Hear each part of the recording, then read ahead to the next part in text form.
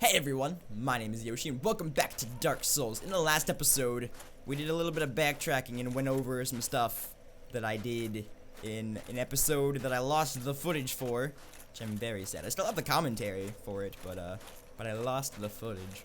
And we did that, and in this episode, I'm gonna come up here and we're gonna go face the boss of the painted world of Ariamis. But first, I'm gonna actually, I'm gonna kill these guys first because I can and I want to. It's not hard. I can die very easily and I can get a lot of souls from them. So why not do it? Would you stop it? There we go. Alright, you did it. There's gonna be this guy, these two guys left that did not die, did not perish. Okay, fine, whatever. You can die. Now, well, thank you. Alright, so this was the area with that large staircase that went up and up and up and up and up, and at the top was the red sign soapstone. This door was locked before, but since that statue turned in a cutscene that you did not see, sadly, the door's open and we can head over there, which I will do promptly. And then there's the white fog gate over there, which is the boss. So it's not a really long area, to be honest, but it's nice. It's actually one of my favorite areas in this game, even though it's an optional area. Because alright, asshole. Want to interrupt my train of thought? You can die. Thank you. Alright. But yeah, just the concept of it's cool. Like, I mean, fucking Mario 64 did that shit, like 15 years before this game came out. But oh, hi. It's a whole gaggle of them. What's up? Alright. Yeah, Mario 64 did that shit but 15 years before this game came out. But it's still a neat idea to, like, be sucked into a painting and be taken to an entirely different area. So, that's cool. Alright. Now I got this guy. This is a Tower Knight. I believe I've taken out a Tower Knight before. Not entirely sure. Hi, train! What's up?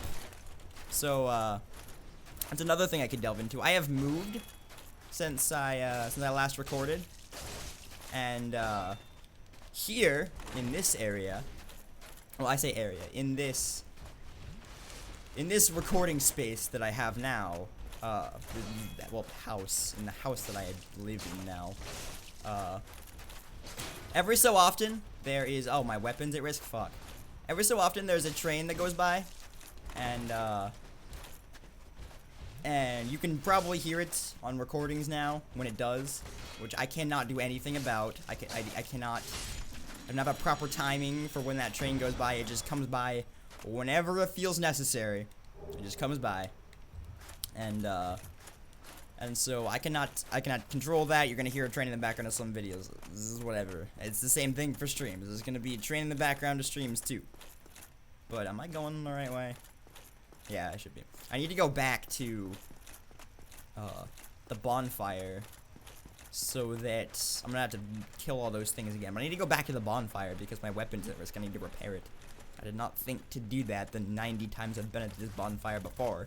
But let's go do that, and then we'll go face the boss. Then we'll go kill all that shit again, and then we'll go face the boss. Alright, I also am out of Estus flasks. I didn't even know. Oh, that's because I didn't kindle this. Let's do that. God, I'm so used to Dark Souls 3, where I have like 13 Estus flasks every time I go to a bonfire. So having 5 when I go to a bonfire is not. Throat. That's still bothering me too. I didn't mean to read fucking repair. So, going back to just having 5 when I rested a bonfire, still kind of weird to me. So yeah. Also, I don't think I went over this while I was backtracking last episode. I also switched into the black iron set, which I'm going to be wearing for pretty much the rest of this playthrough. The armor from the little bit of stone armor that I had on, I switched to fully the black iron set because now I'm not fat rolling when I wear it, and I will upgrade it pretty soon. actually. What? How? That's not even a trajectory that arrow could have gone. How did that work? That arrow was like heat-seeked onto me. That was not even a trajectory that the arrow could go. That was... I call hacks, dude. I call hacks. What the fuck was that? Alright. Alright, well, I took out a shit ton of my stamina. What the shit? Okay. Can you not? Can you not, Tower Knight? I mean, I understand you're big, you're tough, you're strong and everything, but I need to hit you sometimes. Without you doing that to me. Please. Please. Alright. Nope. Sorry. You can't backstab these guys either, which kind of sucks. Like, there's a size limit on what you can backstab. Holy fuck. What was that? There's a size limit on what you can... Hello? You're not allowed to do that. Only I'm allowed to do that. You fucker. Yeah, there's a size limit on what you can backstab, which is really stupid. Okay, stop it. Stop it. I've never seen you double slash. Well, at least in this playthrough. Since I've been facing you here, I have not seen you double slash. And then you just did it. And then you did it twice, and you just, like, completely knocked me out. No, no, no, no, no, no, no, no. No, no, no, no, no. Alright, please. You can die now. Thank you. Alright. But, I forget what the fuck I was even saying there. I could go level up right now, but I'm not gonna go back there and face these guys for a third time. So, we'll deal with what we can here. I forget what I was saying. Something about Estus flasks and how the trajectory of that arrow back there was bullshit.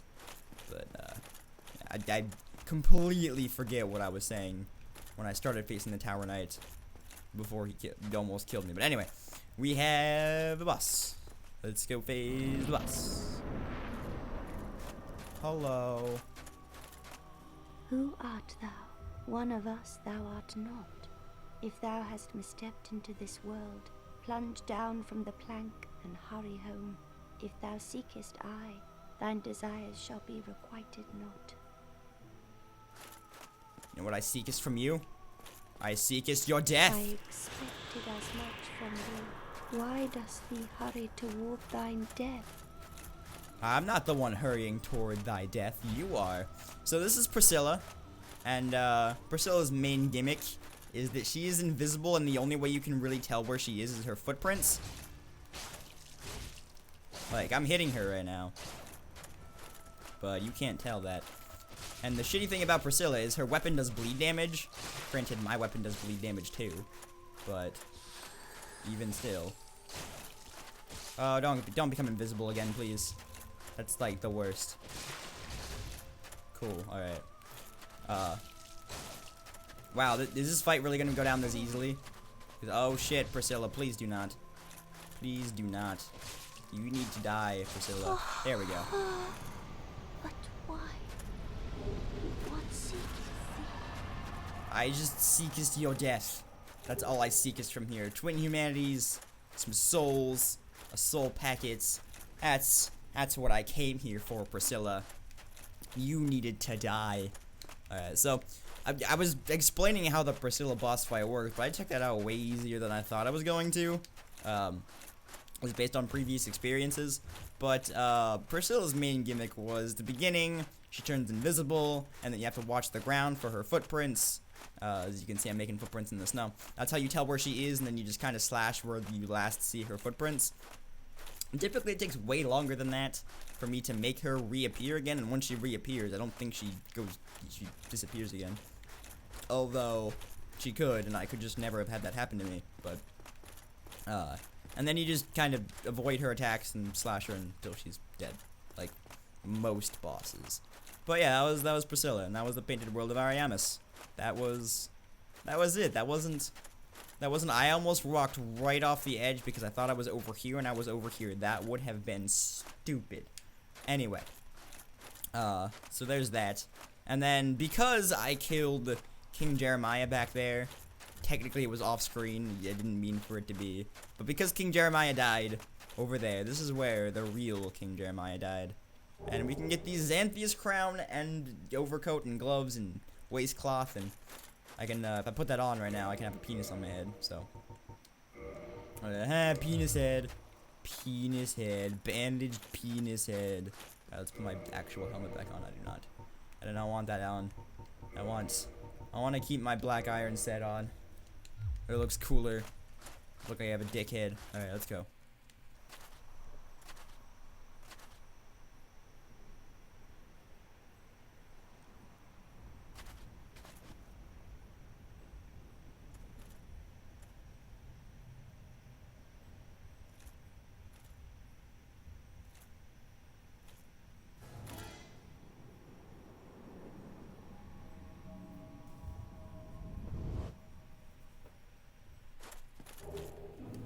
And we get a homeward bone and we are back in Orlando. I'm gonna go and get myself to a safe place.